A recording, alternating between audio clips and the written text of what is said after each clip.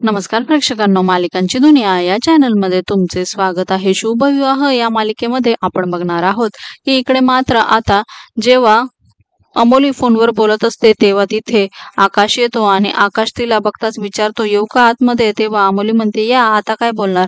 त्यानंतर मात्र आता तो तिच्याशी बोलण्याचा प्रयत्न करतो। इतक्यात पारितोषचा फोन येतो आणि त्यामुळे तो तिला फोनवर बोलण्यास सांगतो। तेव्हा मात्र पारितोष कंप्लेंट मागे घ्यायला सांगतो, परंतु अमोली तयार नसते आणि त्यामुळे आता अमोली आणि त्यांच्यामध्ये वाद होतो। त्यानंतर आता अमोली तयार होते आणि मी कंप्लेंट मागे घेते, परंतु कोर्टात जी केस चालू आहे ती मात्र मी मागे घेणार नाही, असं अमोली म्हणते। दुसरीकडे मात्र आता अमोली केस मागे घेतल्यामुळे आता इकडे भूमीची सुटका होते। त्यानंतर मात्र भूमी जेव्हा घरी येते, परंतु तिला झोप लागत नसते आणि घडलेल्या तिच्यासोबत ज्या दिवसभरात घटना असतात त्या तिला आठवत असतात।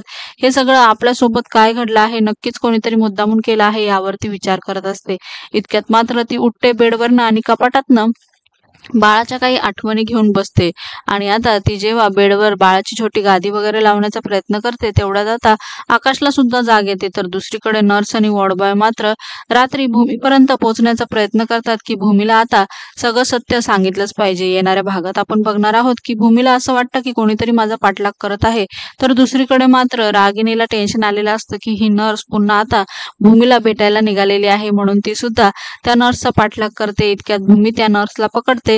तेव्हा आता तुम्ही माझ्या बाळाला किडनॅप का केलं, कोणाच्या सांगण्यावरनं, हे भूमी विचारते। तेव्हा मात्र आता नर्स रागिणीचं तिला नाव सांगते। मालिकेच्या अशाच नवनवीन भागांसाठी आपल्या चॅनलला नक्की लाईक करा, शेअर करा, सबस्क्राईब करा।